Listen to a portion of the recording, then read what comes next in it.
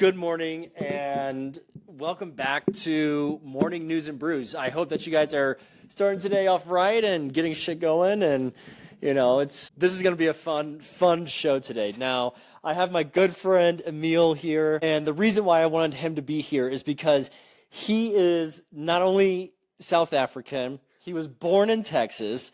He then got back here, went to the Little Nell, right? Yes, that's correct, Little Nell. And then now he's a bartender, mixologist at Garden Grace, one of my favorite restaurants, as many of you guys know. So thank you for coming. I'm very glad that you're here. And, tell us a little bit about you. I mean, I just did a little overview, but tell us a little bit more about you. Like, what was South Africa like? What was it like, living there and then coming back here? What was that transition like? Yeah, totally. So, like Nick said, born in Texas, grew up in South Africa, which is fantastic to tell to people at a bar. You can tell them that you're African American, and you'll be correct. And yeah, so it's a great little icebreaker. But I moved to the States. I did a first little ski season in Vail, 2019, just before COVID. That was my first introduction to the United States. So that's when I thought all Americans were rich and white and skied. It's the only experience I'd had. Some of us, yes. Yeah, some of us. I mean, not me necessarily, but yeah. I mean, I know several, but yes. All of my clients seem to be the same people. Oh, my goodness. I know, but it's a terrible thing to have when you can go up to ski resorts, right? Anyway, sorry. I did that for a little bit, and then I moved back to Cape Town to pursue my culinary arts degree, and then from there back to Aspen. Did you go to UCT? No, Cape UCT, Town? University of Cape Town. So my sisters went. I lived about a kilometer or a mile away from UCT, but I studied at a place called Vega. Okay. Vega is a private college for business and brand management. Oh, so you were a private school kid. I was. And culinary school. Culinary school, that's right. Wait, did you wear polo shirts all the time too? No, it was a button-up shirt with a tie and a blazer. Oh, beautiful. I know. Right underneath Table Mountain, which is gorgeous in Cape Town. But yeah, so you're asking about South Africa and what it was like to grow up there. So I went to an all-boys school, and all-boys school means you're playing rugby. So I've played a lot of rugby in my youth. My Saturday mornings would be driving out to the middle of nowhere to play some random boys' school in rugby. You'd have to arrive in your uniform. You get incredibly muddy. But that's what we did. And then on the weekends when you get home, maybe South Africa is playing against New Zealand in the rugby, you'd have a braai. Are you familiar with what a braai is? No. So a braai is what we call a barbecue in South Africa. Oh, so it's a Barbie, essentially. I get you. Okay. Yes. For the Aussie people. We'd have it was a lot of sport-focused activities that I did in my youth, and a lot of good times around beer and the boys and the barbecue, the braai. The braai. Which is, I think, helped me a lot in my career. I'm now a person who likes alcohol. I like serving alcohol. I like making drinks, and that's what I've done. And I love engaging and talking to people around that sort of mode, cooking for people, sharing the experience of a glass of wine and some food, which I think is very South African, and which translates well to the American industry or the Americans. They love a well-spoken South African at the bar. That's how we became friends, right? That's exactly how we became friends. Yeah. I mean, I thought that you were I definitely knew you were not English. Let's just put it that way. I knew that you were either Australian or South African. I knew right away you were not English. I'm like, no, he smiles too much to be English. He's got a way too positive dismiss to me. No. Here we go. All right. So you were just saying the relationship aspect and like how you can really just jump into that. So let's take a step back, though. How did you get into bartending? Is it from the culinary side, or was it just something that was completely organic? So I took a gap year after high school. So 12th grade matric, we call it in South Africa. I decided to want to do a gap year. My dad said, you got to do something. And I was like, okay, I've always had an interest in bartending and working in that sort of service industry. So he's like, cool, do a bartending course. So I did a bartending course. It was a week. I had a lot of fun. I was like, whoa, this could be something that I really enjoy doing. So I started working at a bar. I worked there for about 4 or 5 months, and I saved up enough money to go travel all over Europe. So I did a gap year doing European travels, Croatia, Heineken factory in Amsterdam, all the good stuff. That's awesome. Yeah. Oh my God. It was so cool. And I paid for it all with bartending. So I was like, wow, that's so cool. Bartending is great. Get to talk to people every night, have a good time. So yeah, that's what the bug of bartending bit me. Got you. Yeah. So you were mentioning that it's really good on relationships, especially that you're South African, or is that mostly because of the accent? Is that because you're just outside of the United States?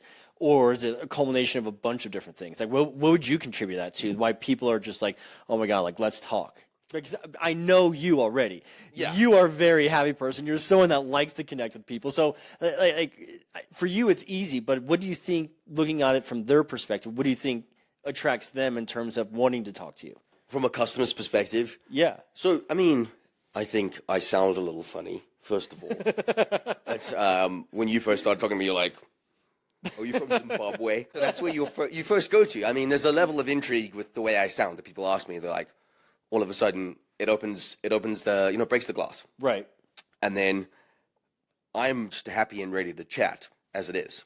So it's that combined with the accent, and then I just want to dive in and talk to people. And I think you meet fascinating people. Like Garden Grace downtown, we have a lot of hotels, a lot of people coming from conferences.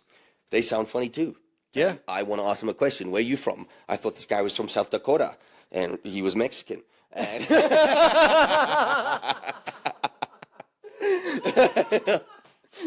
I love that. I thought this guy was from South Dakota and he was Mexican, like just through and through Mexican. Through and through. I was like, oh, Josh, you got a very interesting accent. Where are you from? He's like, oh, Jalisco. I was like, no, you're not. Shut up. I'm glad you said that. I was about to ask you if one of the funnier stories was. That's hilarious. So I know that you're a very personal type of a person. Mm-hmm. So, like, how do you connect with somebody? Like, what's one of those things that, especially being a bartender and just your personality, like you're somebody that likes to talk to people. So how do you connect with that person that sometimes it might be hard to like break the ice? Like, how do you get through to some of those people? Yeah, I mean, it's an interesting point, and I see a wide variety of people who sit down at the bar with me, and you never know where it's going to go. But at the end of the day, when I talk to someone, I like to ask questions, because I know what's happening in my life. I don't know what's happening in your life. And if you get someone speaking about themselves, they feel like they're special. So if you're sitting down, I might have had a shitty day, but I'm saying, Nicholas, what's happening with you? What we're doing? What's going on? And then you get going. You feel like you've had the space to speak and say whatever you need to say. Right. Which builds something that I can then relate to. Got you. So, yeah, I mean, and also, if you're sitting at my bar, you're my guest, and therefore I want to make you feel welcome. Yeah, and I just think people like to talk about themselves. If you remember someone's name, it's also a good thing. So how do you do that? How do you remember so many people's names? Because I've got a wild strain of autism. Okay, well, that's a fair point. That's totally fair. Because, like, there's many people where you're like, yeah, do you remember this guy? And I'm like, no, I'm a realtor over here. Like, how do you? But, I mean, that's something that when I watch you with other people, like an example the other day, we were at the ski resort on the gondola. Nick likes to chat to every single person we come into contact with. Just a little bit. I'm like, dude, take a break. And you're like, but you never stop prospecting. You're always running. Yeah. I mean, that's something I find about you. And we also became very good friends just because I think we're two Labradors or golden retrievers that you put together, and it's better than Shih Tzus. Better than Shih Tzus. But I mean, yeah, you've got it down. I mean, like, do you just like to speak to people as well? I mean, just like I like to speak to people. I mean, for the most part, I do. And you know, it's kind of weird that you're asking me the question now, but I mean, yeah. No, but I'm just curious because you're a guy. Yeah, I mean, totally. I mean, I do, but there's times when I'm like, I really just don't want to talk to anybody. Like, I want to be alone. Like, I try not to have RBF. I mean, I know I do. What's RBF? Yeah, what's RBF? What's RBF? You don't know? No. Are you BSing? I have no idea. Seriously, I'm South African. Resting bitch face. Oh, I was like, can I take a vaccine? Will it clear that? I mean... Sometimes at the bar, he'll sit down. He's on his phone. He's very Nick Bruce. Just like RBF. Resting bitch. Just totally RBF. I've learned something new here today. But yeah, I mean, you're not normally... You're normally very smiley and welcoming. Yeah, I mean, I try to. I mean, you know, we all had that COVID cough or that COVID cold, as I like to say, where everybody was not even inside. Or everybody was inside, but not around each other. Mm-hmm. You know, and I think that really caused issues. And I think that that's when people started doing things like this and podcasts and really just trying to connect with more people because we couldn't. But I just started trying to get out of that stuff about a year ago. So now I'm still like playing this little bit of game of catch up, but just because that just rocked my world and everything that I was going through during that time with losing my mom and some of those aspects. But at the same time, it's like, okay, a stranger's a friend I've yet to meet. So why not just talk to everybody? Totally. I mean, so in South Africa, COVID lockdown was pretty intense. Yeah. It's sort of like a military curfew. They weren't selling any booze. They weren't selling any cigarettes. So what did you guys do with your lives? Exactly. And I couldn't leave the house. I couldn't leave the house from certain times of the day. So I couldn't speak to anyone. I had COVID 3 times while I was in South Africa. I was bedridden for about 3 months. It turned into long COVID. I was terribly ill. I couldn't get out of bed. Horrible. And you know me, I'm a bubbly, chatty person. Yeah. And it took a toll on my life. And I was Did you have Teddy? I didn't have a teddy. I had a mommy and a daddy. Oh. And free food? Free food. You know, so I was still a U.S. citizen, so I got stimulus checks. Amen. That exchange rate was doing some good for me in South Africa. I bet it was. But yeah, I mean, I missed that connection with people. So I had COVID and I got over it, and then I went to culinary school. And then they sent me to the United States, and I was cooking in the back of the kitchen. And I'm like, I'm just cutting my fingers, hurting myself, burning myself, not talking to people. And that's when I transitioned once again to being a bartender. Got it. And got away from the kitchen. I mean, that's smart for you, though, I think. Like we've been saying this whole time, you're just very good building those relationships. You're very good being in front of people. So, like, with that, because, I mean, we know a lot of the locals, or a lot of the regulars, I should say. Locals and regulars. I mean, same thing. Right? I was just about to say. But, like, how are you able to remember not just the regulars, but then like Kim, for example, one of the people that we all love, and I know that she'll have no issue with us talking about her because I just saw her yesterday. Not you. Somebody was not working yesterday.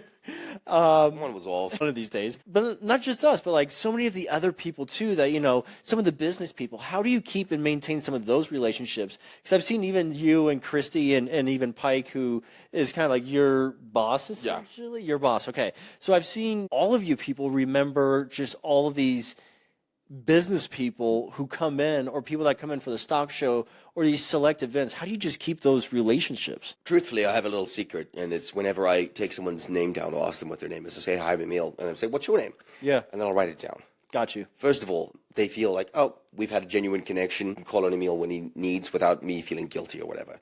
So it makes them feel more comfortable. Just not snapping, but like just saying, hey, Emil, like, yeah, you were cool. You know, we're in with a guy. Got you. And then towards the end of the meal, when I haven't called them that for a while, I'll be like, Liam, Josh, and how was your meal? And that like sort of brings it full circle. Oh, he remembers, he cares. And then it's a double reinforcement for me at that point. Yeah. And when they come in again, I'm like, I've said your name 3 times. Remember who you are. And now I have this connection. But I also think there's like a level of respect that my junior school experience, like high school experience, we were wearing suit and ties, you know? Yeah. Fancy stuff. And we were sir and ma'am, and you had to be very polite. So that's where I learned a lot of my decorum from. Yeah. Which I think is translated well into fine dining. Oh, absolutely. Yeah. Absolutely. Yeah, I mean, I feel like sometimes it's really hard for people just to, you know, at least maintain relationships, whether it's friendships or just relationships in general coming out of that COVID section. So that's great that you can do that. I mean, there's some times, and I know there's some people I'm like, I am so sorry. Like, I know it's been like 3 months and we haven't talked. Like, what is your name? I know. It's like, let's go get a drink or let's go do something, like ski or something, you know? So, I mean, that's incredible. It's like, you know, when I'm not in Garden Grace for a month or two, everyone's like, where are you? Are you dead? Are you alive? Yeah, I'm looking at him, I'm like, where's Nick at? He should be here by now. Yeah, but I mean, it's an incredible thing that you can really just maintain a lot of those relationships, you know, year after year, especially because you've been there for a year now. So now you're starting to see some repeat people that you've seen last year. Yeah. And so like, do you remember like their cocktails? Do you remember certain things like that they do? I totally do. So, I mean, I like tailoring an experience to a certain person, and I like showing off a little bit. That's who I am. And if I can remember what cocktail you liked and what I did for you, what your name was from last time, for me, it's a little bit of a boast. And like, this is something that I take pride in doing. Yeah. And I feel like they enjoy it as well. And there's a little bit of showmanship there. So I can remember that they like drinking this thing. And then I said, hey, I've thought of a new riff on this cocktail. I know that you enjoyed this one last time. Can I propose something new to you? Yeah. Yeah. Have you heard of a French 76? 76? Yeah. I haven't, but I'll give her a call. I mean, so Jason yesterday, he came up, he's like, hey, have you heard of this? And I'm like, no. Looked it up, made with vodka instead of gin. The boo. I'm like, Like, that's so boring. can it be called a 74? It's one below. Or a 70? I mean, it has like 5 less botanicals in there, right? Yeah. No, I mean, that's awesome. I mean, I know that I come in and you guys are always like, what do you want to drink? Because you never know. I know. He's all across the board. But you Like, do. I'll start with a beer. He has a Riesling, and then he has like a martini, and That then Riesling, though, was absolutely incredible. phenomenal. God and grace, if you want to go get the pork chop and the Riesling, have a little chat to our sommelier. He'll pair it with you. Yeah, the Riesling is like right around $100. I know some of you like $100 for a Riesling, but oh my God, this Riesling, like you tried it. Like, what'd you think? Yeah, no, seriously phenomenal. So I had tried the sort of the lower price point of that Riesling with the pork chop before, and I was like, this is great.